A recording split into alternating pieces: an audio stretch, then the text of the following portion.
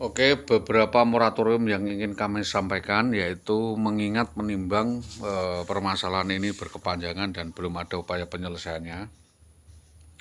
Mungkin menjadi pertimbangan pejabat di Dinas Pendidikan dengan alasan menimbang bahwa selama ini Dinas Pendidikan tidak melakukan progres atau melakukan pembiaran dengan sengaja berlarut dan tidak mendengar alasan kami, melainkan mendengar alibi sepihak. Maka dalam moratorium ini kami buat agar para pihak untuk meninjau kembali atas alasan gugat perceraian bermasalah tersebut. Walaupun ini adalah dasar pertama, bahwa dengan beberapa posito yang kami sampaikan, kami mohon untuk para pihak membaca kembali permasalahan yang sebenarnya bagaimana dapat dipertimbangkan dengan peraturan pemerintah dan undang-undang yang berlaku mengenai beberapa dugaan penyelewengan yang dilakukan oleh yang bersangkutan. Bahwa atas kejadian tersebut kita meyakini ada sesuatu yang tidak jelas, yaitu terkait dengan ingkar janji, penyelewengan, rekayasa bohong yang dilakukan tergugat kepada klien bahwa tergugat telah menguasakan atau meliarkan beberapa harta aset benda-benda berharga tanpa persetujuan hak waris, yaitu antara lain laporan alat bukti berkesesuaian menunjukkan bahwa belum ada perjanjian perdamaian atau perjanjian penyelesaian perkara. Dan itu diatur dalam hak insentif tersebut melanggar pasal 372, 374, 266, dan 378, juga 277. Bahwa untuk alat bukti sudah kita sampaikan kepada Lidik 3, Tipikor, alat bukti lainnya, dan penyerobotan lainnya, dan penundaan pembayaran maupun alibi-alibi perampasan, pemerasan, pembiaran, dan pelayanan negara kepada klien.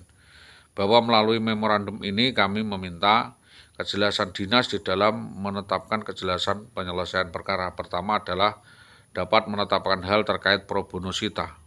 Yang kedua adalah bahwa tergugat dinas diminta melalui atasannya agar melakukan pendalaman atas kasus tersebut. Selanjutnya bahwa secara lex spesialis para turut tergugat dapat dipanggil satu persatu dan dimintai keterangan apa perannya, di mana dituntut agar segera menyerahkan hak insentif yang diabaikan tersebut atas dasar aquo ad hominem pro bono pro justisia mater familias dan acara tanpa perikatan apapun, mengingat keadaan penggugat telah diceraikan atau tergugat balik ex officio. Bahwa hal ini sangat penting untuk disampaikan agar Dinas Tambak Romo jelas dan bijaksana dalam menyelesaikan kasus-kasus, agar dinas dapat memberi sanksi tegas kepada anak buahnya dalam rangka pembinaan, peringatan, sanksi, dan tindakan atau dugaan penyimpangan atas dugaan penyimpangan, pelanggaran, perbuatan tergugat sebanding dengan gugatan yang dimaksudkan bahwa perceraian sudah diselesaikan dan alasan perceraian tidak limitatif, tidak jelas.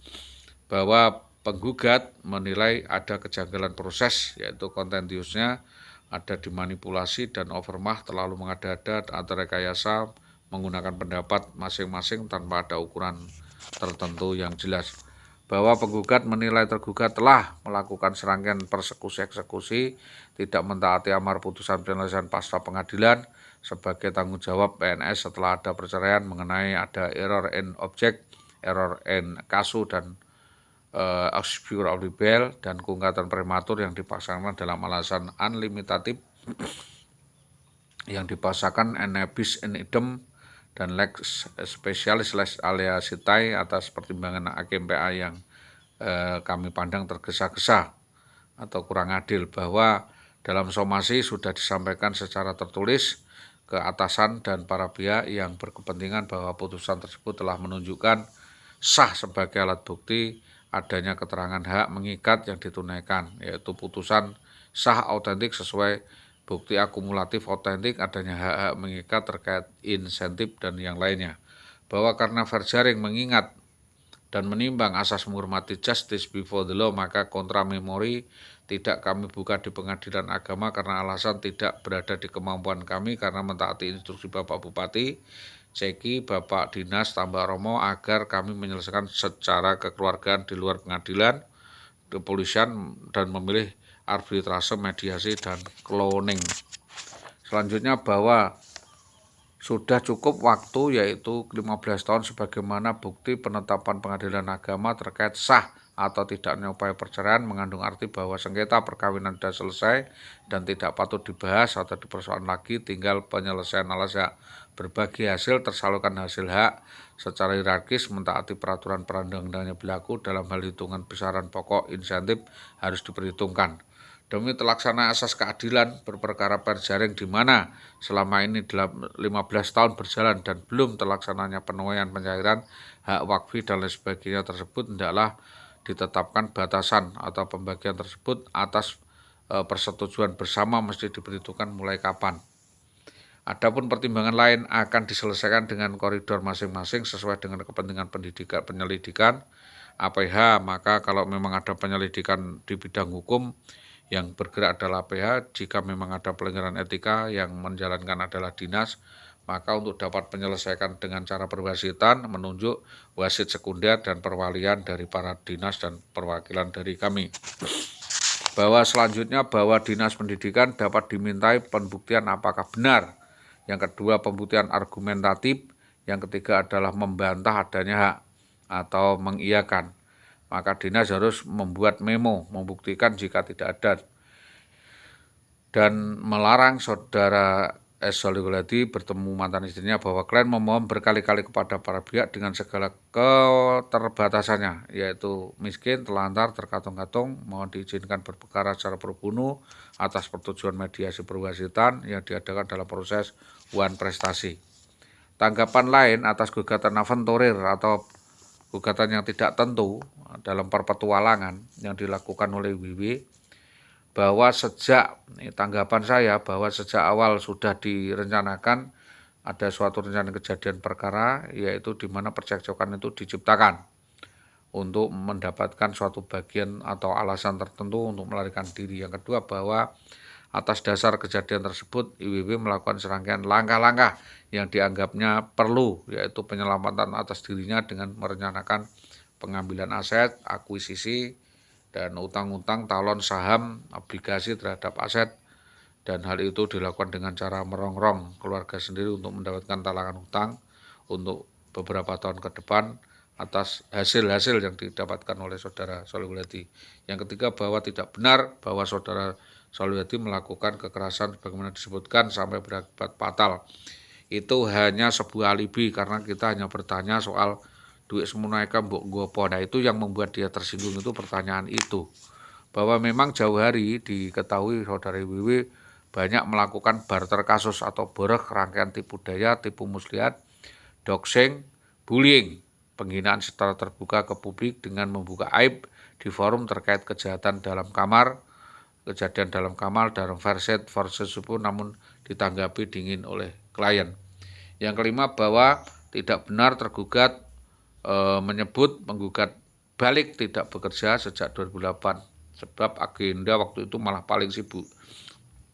Yang keenam, bahwa 2001 sampai 2003 klien menempuh S1 pendidikan bahasa Inggris di UNES, lulus 2003 dari program DMAP Depak. Klien cuti 2008-2010, lalu 2011 aktif kembali mengajar di SMK Permata sampai 2013. Mulai 2014 klien disibukkan hadapi gugatan cerai berperkara pidana. Yang ketujuh, bahwa sebelum cerai diajukan IWW sudah terlapor di kepolisian, yaitu melalui surat. Yang ke-8, bahwa IWW tidak pernah mempertanggungjawabkan perbuatannya. Belum, bahwa atas dampak kaburnya IWW dari rumah Desa Karangkonang itu tersebut banyak permasalahan lain yang menjerat. Yang ke-10, bahwa saudara klien telah dirugikan secara moral maupun material. Bahwa sangat tidak patut seorang PNS tidak memberi sikap keteladanan yang baik kepada masyarakat, keluarga, dengan melarikan diri, menghindar dari komunikasi yang baik, maka demikian dapat dijadikan pertimbangan. Ini sudah kami sampaikan, memorandum ini adalah penugasan sesuai dengan perintah Ombudsman RI untuk komunikasi para pihak 8 Juli 2015. Kita juga mengirimkan surat kepada inspektorat, mengirimkan surat kepada dan lain sebagainya, dan tentunya hal ini bisa menjadi acuan atau bahan pijaan bahan utama di dalam rangka untuk menyelesaikan kasus demi kasus yang sebenarnya dapat kita lakukan. Dan laporan ini jelas ya, kita minta keterangan yang jelas dan mendapatkan upaya penyelesaian sebagaimana yang kami inginkan. Itu yang dapat kami sampaikan, mungkin atas kerjasama yang baik dari semua pihak. Kita sampaikan selamat pagi, assalamualaikum warahmatullahi wabarakatuh.